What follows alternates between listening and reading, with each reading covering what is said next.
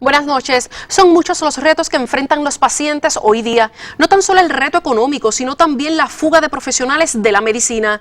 También hablaremos sobre las marchas que hay la próxima semana en contra del IVA. Con esto ahora comenzamos en Directo al Punto.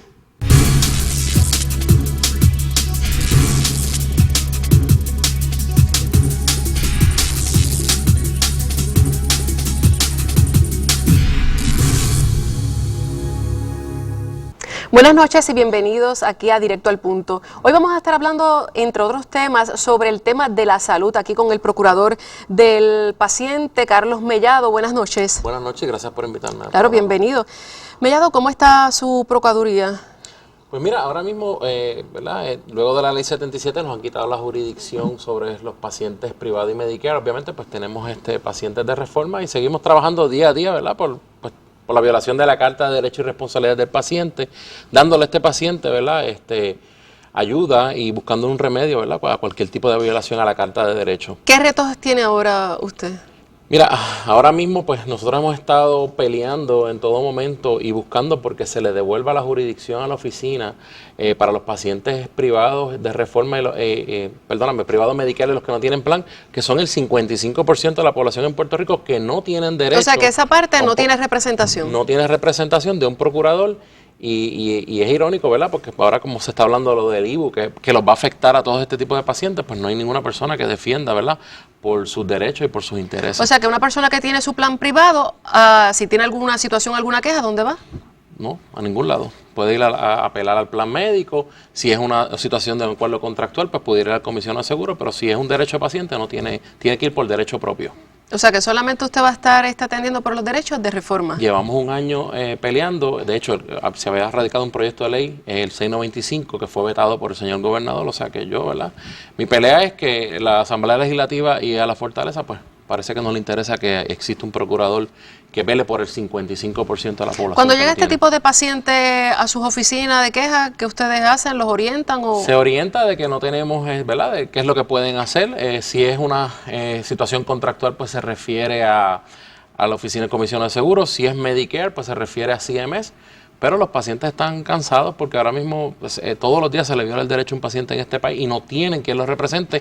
Que dicho sea de paso, nuestra oficina tiene abogados gratis, busca un remedio para estos pacientes y ahora mismo el 55% no lo tiene. ¿Cuál es la mayor queja, verdad, que tienen sus pacientes en estos momentos cuando ya deciden ir a buscar su servicio? Pues mira, falta de acceso, ¿verdad? Que se le deniegue algún tipo de estudio, que se le deniegue un medicamento. Que se le deniegue una cita con un subespecialista. Estas son las quejas más principales y también es pobre calidad de servicio. No es secreto a voces, ¿verdad?, que los planes médicos están un poquito difíciles, privados y no privados. Están un poquito difíciles, la gente tiene que entender que, ¿verdad?, la salud ahora mismo en Puerto Rico está bien encarecida, las primas aumentan. Los pagos a los proveedores de servicios de salud son los mínimos, ¿verdad?, comparado con Estados Unidos, que reciben más fondos y los pagos son mayores. No es un secreto a voces que la salud es uno de los, ¿verdad?, de los temas que más le importa, ¿verdad?, a los puertorriqueños. Usted como médico, ¿cómo compara tal vez los costos de salud aquí en Puerto Rico? No tanto la calidad, porque sabemos que hay excelentes médicos, pero ¿cómo compara los servicios en cuestión de costo? ¿Fuera, hasta en Estados Unidos o hasta en otras repúblicas? Mira, ahora mismo existe una fuga intelectual. Los subespecialistas se están yendo. Los otros días, pues, los periódicos. ¿Cuál es la escasez más grande que tenemos? Cirujanos, lo que es ortopeda, lo que es cirujano general, cirujanos pediátricos no hay en Puerto Rico ya casi. Cirujanos ortopédicos tampoco hay, neurólogos pediátricos no hay. ¿Por qué? Porque la paga, o sea que el área pediatría está bien afectada. Está bien afectada y porque la paga que reciben estos profesionales de la salud es mínima comparado con lo que se le paga en cualquier jurisdicción de los Estados Unidos. ¿Pero la fuga se debe solamente a salario o a primas de impericia que se ha discutido tanto? Salario, primordialmente salario y también pues el problema de la impericia, ¿verdad? Que ya pues muchos hospitales pues le ofrecen estas primas y aquí en Puerto Rico pues no tenemos para ofrecerle. Y obviamente la calidad de vida, de trabajo de los médicos en Puerto Rico, pues todas esas son las quejas que llevan a muchos profesionales que hacen subespecialidades en Estados Unidos a quedarse por allá y no regresar a Puerto Rico. Vamos a un tema que está bien caliente hace un par de semanas, vamos a ir directo al punto. ¿Cómo afecta el IVA en los servicios médicos? Entiéndase equipos, operaciones, deducibles, etcétera. Pues mira, se ha dicho que no va a afectar, obviamente, lo que es Mi Salud y lo que es Medicare, que son programas federales, y eso no se le puede imponer un impuesto. Y no se afecta por esa razón. Por esa razón. Se van a quedar, ¿verdad? Con el impuesto los pacientes que tenemos, pues yo tengo plan médico privado, o pacientes que no tienen un plan, que son alrededor de 400,000 vidas. Cuando se suman pacientes privados, estamos hablando de casi 750,000 vidas, ¿verdad? Que van a tener que pagar un 16% de deducible y van a tener que pagar por el servicio médico un 16% adicional. ¿Qué sucede con esto? Que o aumentan las primas o se le pasa el costo al paciente. O sea, que se va a ver afectado, y en los medicamentos también, igual que los medicamentos over the counter, también van a tener un 16%. En los medicamentos over the counter hay medicamentos antiácidos, hay ungüentos antibióticos para la piel, hay ungüentos para los dolores, hay gasas, hay un sinnúmero de cosas que también muchos pacientes utilizan, ¿verdad? Y se va a ver afectado. También los médicos, lo que hemos escuchado, ¿verdad?, de análisis en la radio, en la prensa, es que también no solamente es la cuestión médica, es lo que representa mantener una oficina. Lo que representa la renta. Oficina, y lo que la gente tampoco está viendo en los hospitales, la compra de los sueros, de las gasas, de los equipos médicos de los hospitales. O sea, realmente, y esto yo lo digo, ¿verdad?, con todo el mayor de los respetos, yo creo que la Asamblea Legislativa debe escuchar al Colegio de Médicos, debe escuchar a la Asociación de Hospitales, debe escuchar a todas las personas que viven esto día a día, porque ahora mismo los servicios en salud en Puerto Rico están encarecidos. O sea, le vamos a añadir a eso un 16% adicional. O sea, yo entiendo que es un disparate. ¿Usted puede decir que dentro de la jurisdicción americana y de otros, ¿verdad?, países, tal vez República Dominicana, Argentina, México, los costos de salud del paciente son más caros que en esos otros países? En otras repúblicas obviamente no, es más económico, pero en Estados Unidos sí es más caro, pero también reciben más fondos. En Puerto Rico estamos hablando de que la salud en Puerto Rico ahora mismo está casi rondando los 3 billones de dólares, y nosotros ahora con Obamacare recibimos 6.9 billones, pero se acaba en marzo del 2017, o sea, fue un one-shot deal nada más. Después de eso nosotros tenemos que poner un 80% del presupuesto, y Estados Unidos pone solamente un 20%, y estamos hablando de casi 3 billones de dólares. O sea, cuando el Estado que menos recibe 3.2 billones de dólares. Le pregunto, ¿puede incrementar esta crisis con tal vez de empleo, de la reforma, si muchas personas se quedan o le bajan los salarios? ¿Pueden, ahora un trabajador puede optar por tener la reforma del gobierno? Bueno, obviamente si encarece, si empobrece, sí puede optar por entrar a la reforma del gobierno. Pero aquí lo más importante es que ¿quiénes son los que tienen planes médicos privados? Hay una cantidad de personas que no cualifican para la reforma, pero quizás tienen un poquito de más dinero que el que no tiene dinero para pagar un plan, y hace un sacrificio para pagar una prima que ronda por los 300, 400 dólares cuando es familiar. Imagínate tener que pagar un 16%, imagínate una cirugía que tenga que pagar un deducible, digamos, de, qué sé yo, de esta cirugía que tenga que ser 50, 30 mil dólares, que tenga que pagar un deducible, ¿cuánto va a pagar? Y el cáncer, que hoy día ¿verdad? Lamentablemente muchos reportes se han hecho, diagnósticos. Hay un sinnúmero de factores que van a afectar negativamente a la clase media y a estos pacientes que brevemente, doctor, ¿cuál va a ser el mayor impacto para usted si se mantiene tal como ahora la reforma contributiva en los asuntos de salud? Pues vuelvo y repito, los pacientes no van a tener, van a encarecer los servicios de salud, no van a tener dinero para poder pagar sus deducibles, y yo entiendo y vuelvo y exhorto a la Asamblea Legislativa a que enmienden esa reforma contributiva. Y a usted, aunque usted en ley no puede defender los privados, también usted está abogando por esta población. Estoy abogando porque fui procurador de todos ellos hace un año, y ¿verdad?, me quitaron la jurisdicción, y yo sigo luchando porque esa jurisdicción se le devuelva a estos pacientes y que existe una persona que luche por ellos. ¿Y los pacientes envejecientes? Los pacientes envejecientes también. Que hoy han salido bastantes artículos en la prensa del impacto negativo que va a tener en los retirados, en los viejitos, porque todo le va a subir. Todo va a subir, y uno puede decir un 16% es poco, ¿no? Pero hay muchas personas que un 16% es demasiado. Pues gracias, Mellado, gracias por haber estado con nosotros, espero que se repita. Seguro. Vamos a una pausa y regresamos en breve.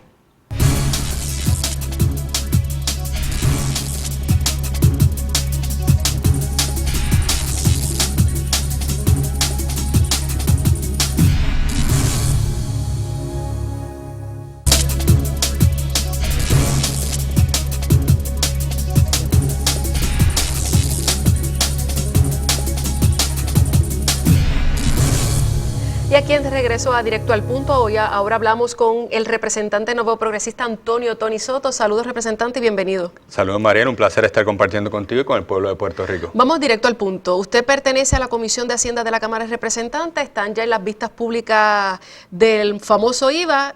¿Qué ha estado pasando en estos primeros días? Se han estado realizando vistas públicas durante toda esta semana, obviamente analizando el proyecto que radicó el gobernador de Puerto Rico sobre la reforma contributiva y obviamente el impacto que la misma puede tener en distintos sectores. Uno de los paneles que estuvo compartiendo con nosotros esta semana ha sido un panel compuesto por un grupo de economistas de Puerto Rico y obviamente ellos trajeron lo que eran sus puntos de vista en relación al impacto que puede tener esta medida. ¿A favor o en contra de esos economistas, el grupo que se presentó en la Cámara? Yo creo que tenemos que diferenciar. Esta reforma contributiva tiene dos partes. Una es la parte de las reducciones de las tasas contributivas de individuos y corporativas, y en ese sentido quizás nadie esté en desacuerdo.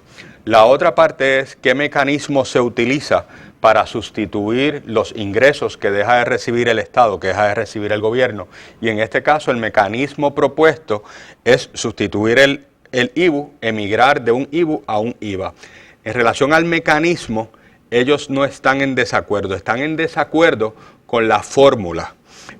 Me explicaría mejor lo que sería la ecuación final, si es desproporcionado ese 16% o si es un % justo, y cuánto ese % de 16 pudiera afectar de manera adversa la economía de Puerto Rico, máximo cuando no hay un plan de desarrollo económico o no se sabe cómo se va a utilizar el sobrante, el excedente que produce ese 16% para el gobierno. Muchos de ellos dicen que sí, que va a haber un aumento en el costo de vida de los puertorriqueños, pero el gobernador en primeras planas de esta semana dice que no va a haber aumento. A preguntas de este servidor, varios puntos que se delinearon y que estuvimos de acuerdo. Sí va a haber un efecto cascada, o el IBU trae un efecto cascada, toda vez que hay transacciones de negocio a negocio que van a impactar lo que son los costos de los productos y obviamente a ese costo de productos se le estaría estableciendo el margen de ganancia. Así que sí hay un efecto cascada por el IVA, al establecer el IVA. Lo segundo es que sí, ellos admitieron que va a haber un aumento en lo que son los costos y los productos que se venden en Puerto Rico. Así que sí, esos efectos están ahí y definitivamente todos están de acuerdo. ¿Cuál es su opinión en términos generales de la reforma?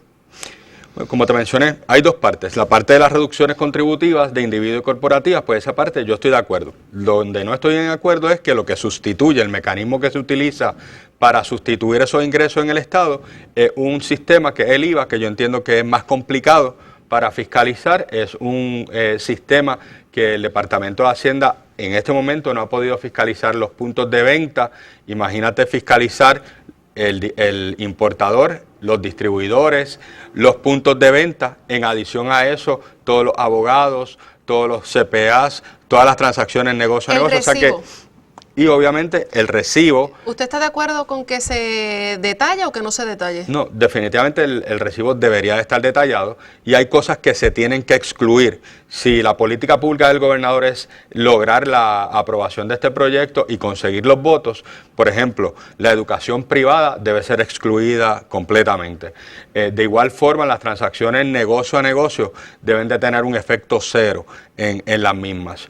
Por otro lado, las rentas comerciales, el gravar las rentas comerciales un 16% va a llevar a la quiebra a un sinnúmero de negocios o va a aumentar el que dueños de propiedades no puedan cobrarle a esos inquilinos el 16% porque ya tienen contratos firmados a mediano o largo término, tendrían ellos que asumir esa contribución y obviamente eso podría llevar a que no les den ni tan siquiera el dinero para pagar la hipoteca y prefieran quizás entregar las propiedades a los bancos. ¿Hay preocupación en los comerciantes de su distrito sobre estas? Hay gran preocupación en los comerciantes del distrito, no solamente los comerciantes, en la población en general, porque obviamente saben que el dólar que tienen sigue teniendo los mismos 100 centavos, ¿no? Y no les rinde más. Hay personas que viven el día a día, no hay un aumento salarial, hay personas que viven el día a día.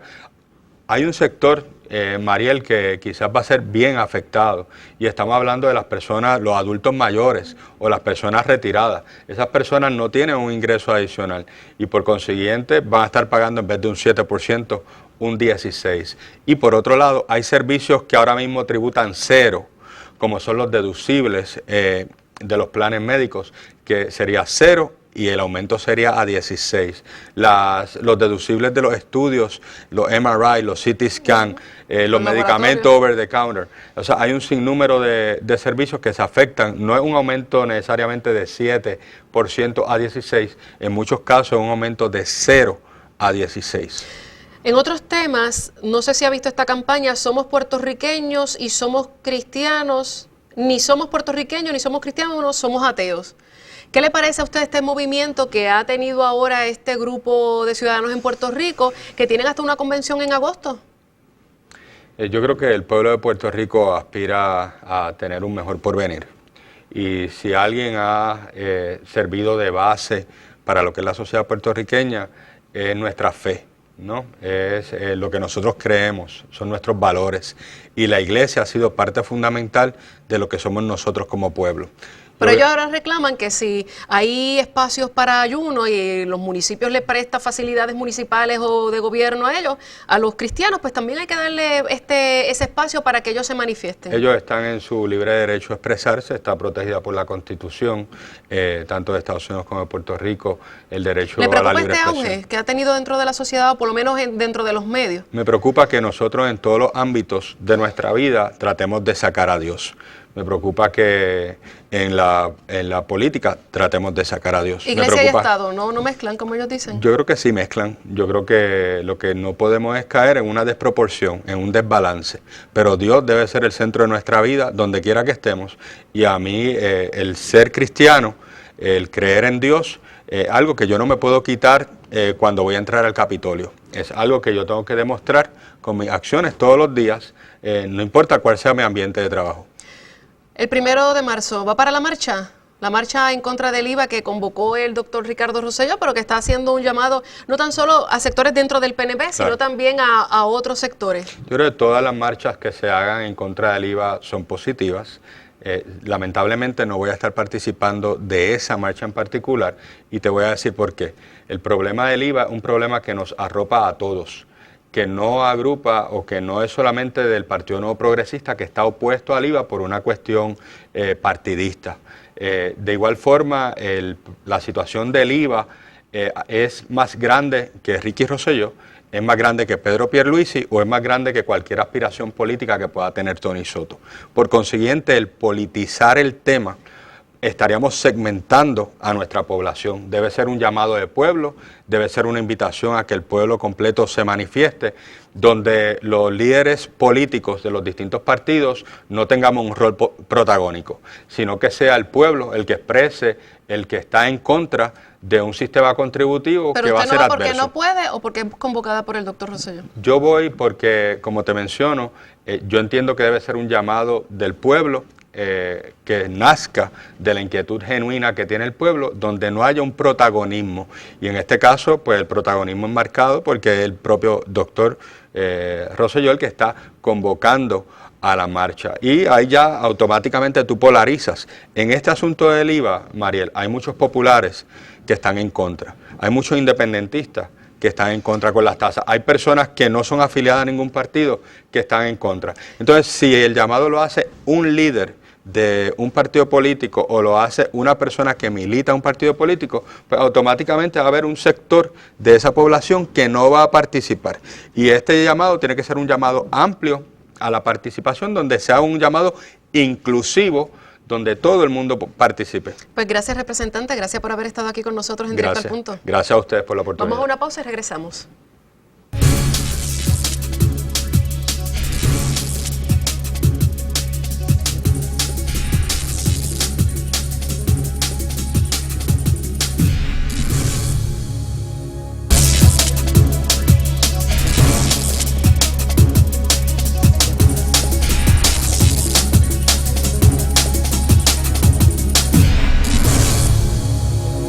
Y aquí de regreso en Directo al Punto, ahora me acompaña el expresidente del Senado, Charlie Rodríguez. Bienvenido, Rodríguez. Muchas gracias, María, por la invitación. Un saludo a todo el pueblo puertorriqueño. Licenciado, la pregunta que está en el hit parade es el IVA. ¿Cómo usted compara, cómo usted analiza cómo el gobierno está manejando esta situación desde el punto de vista, ¿verdad?, de cuando usted estaba en la presidencia del Senado? Bueno, lo que hemos visto es que el gobierno pretende atosigarle al pueblo puertorriqueño un sistema contributivo nuevo que eventualmente lo que va a representar es un golpe al bolsillo del trabajador de la clase media, ciertamente de los pobres, y como decía una novela hace unos años atrás, los ricos también lloran, porque hasta los ricos van a llorar cuando venga la imposición del IVA. ¿Por qué? Porque esto va a encarecer los productos y los bienes de servicios en Puerto Rico. Va a costar más al empresario y al comerciante hacer negocio.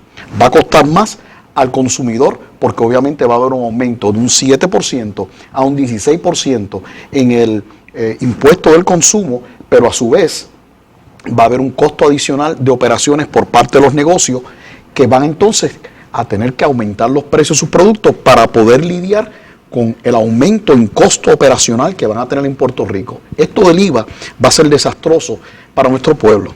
Y van a penalizar a los padres que tienen a los hijos en escuela privada, que es un peso que le quita al sistema público de enseñanza. Definitivamente, si los 160,000 estudiantes en escuela privada, estoy hablando de elemental, intermedia y superior, sin contar la universidad, 160,000 en las escuelas privadas, tuvieran que ir al sistema público, el gobierno tendría que gastar un equivalente de un billón de dólares adicionales para poder aceptar los 160,000 estudiantes de escuela privada, y eso conlleva por los gastos de maestros adicionales, etcétera. O sea, esto es un disparate que va a afectar. Que muchos podrían quedar fuera, porque claro, a lo mejor educación no los puede absorber. Claro, y otro problema que tienes es el área de la salud, donde vas a tener las personas que vayan a buscar su servicio de salud, que el médico va a tener que cobrarle IVU sobre los servicios que ofrezca, particularmente los deducibles. ¿Qué alternativas usted le puede ver irreal, verdad, ante esta crisis de que no hay dinero en caja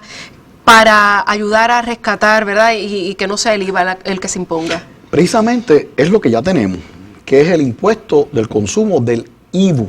El IVU, que es un 7%, del cual el gobierno de Puerto Rico, el gobierno central, el Departamento de Hacienda, por su incapacidad, solamente recauda entre un 52 a un 60%. ¿Pero es porque no tiene el personal o es por otras razones? Porque han sido negligentes, no han sabido prepararse, no han sabido buscar la captación, porque cuando tú lo comparas con los municipios que tienen la capacidad de cobrar el IVU, ellos están cobrando entre un 80 a un 90%. En otras palabras, si aquí el IVU se cobrara, se fiscalizara adecuadamente, sin duda alguna tendríamos 1.200 millones de recaudos adicionales. Lo que precisamente está buscando este gobierno cuando dice que el efecto neto del IVA que proponen al 16% va a ser de 1.600 millones de dólares. O sea, con tú mejorar la captación del IVU, vas a recibir un dinero que ya la gente está pagando. El problema es que no está llegando a Hacienda, porque Hacienda no lo fiscaliza adecuadamente. Así que si nosotros redobláramos los esfuerzos en fiscalizar el IVU de la forma correcta, ese 7%, el gobierno no tendría que recurrir a esto del IVA de un 16%. Que sean los municipios el que fiscalice todo el IVU y se lo envía entonces. Claro, los municipios que pueden, lo deben realizar, pero el mismo Departamento de Hacienda, ahora que están hablando de que va a costar no menos de 100 millones de dólares preparar Hacienda para poder implantar el IVA, pues yo digo, usen parte de ese dinero, que será como unos 40 millones de dólares que hablan, para poder poner Hacienda a cobrar, a captar más el IVU del 7% que hoy en día se cobra, pero que no está llegando. En otras palabras, el problema del gobierno de Puerto Rico no es una ausencia de recursos, de ingresos, los tiene, es que no están llegando. Y por otro lado, el problema grave que tiene el gobierno de Puerto Rico es el gasto. Cualquier persona, cualquier familia puertorriqueña, cuando sus ingresos se reducen, ¿qué es lo que hace? Pues recorta gastos, limita gastos, porque no se puede seguir gastando, porque no hay el dinero. Pero el gobierno de Puerto Rico, bajo la administración del gobernador García Padilla, lo que quiere hacer es gastar y gastar y gastar. Fíjate que están diciendo ahora que este recaudo adicional del IVA no va a ser para pagar la deuda. Entonces, ¿para qué vamos a coger al pueblo y a estrangularlo con un impuesto de un 16% más el efecto cascada, que algunos economistas han dicho que el efecto no va a ser un 16, sino un 28%. Mire, Puerto Rico se va a convertir en una jurisdicción bajo la bandera americana donde el impuesto sobre el consumo va a ser el más alto, 16%. El más alto ahora mismo en un estado de Estados Unidos es un 9%. Puerto Rico va a ser un 16%.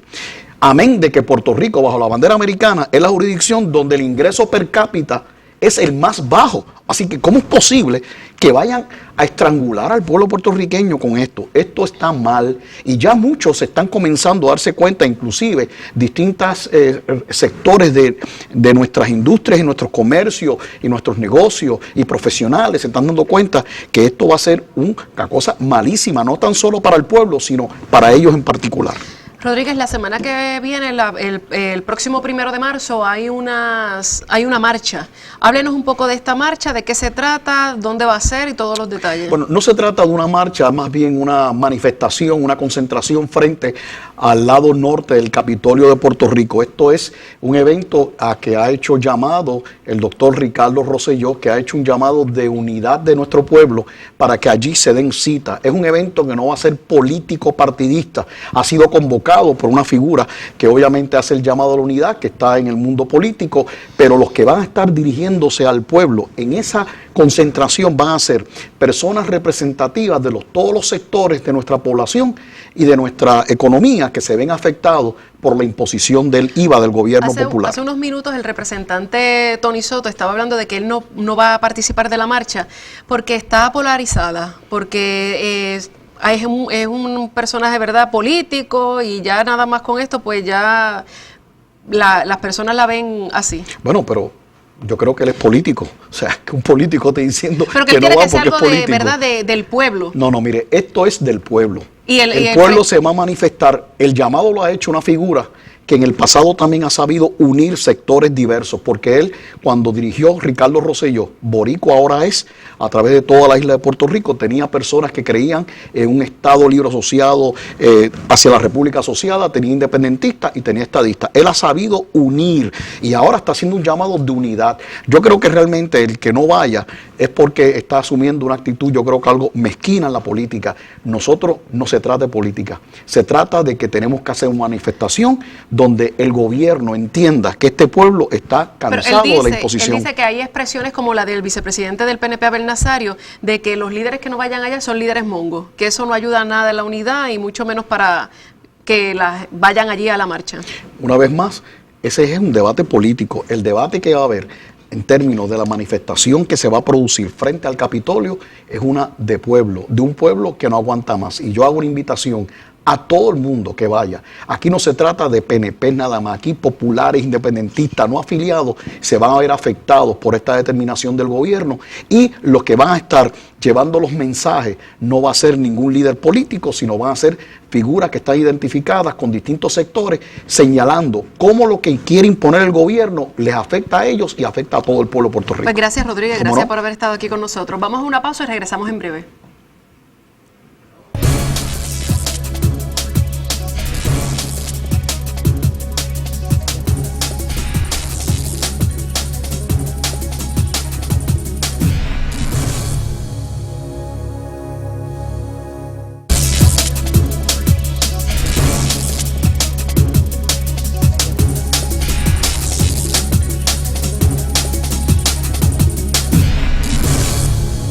Y le queremos dar las gracias a todas las personas que estuvieron aquí con nosotros hoy en esta edición de Directo al Punto. Y no me quiero ir sin antes aclarar que se supone que con el representante Antonio Tony Soto estuviera un representante del Partido Popular Democrático, pero nos canceló antes de comenzar el programa. Así que los espero todos los miércoles de 8 a 8:30 aquí por Pura Palabra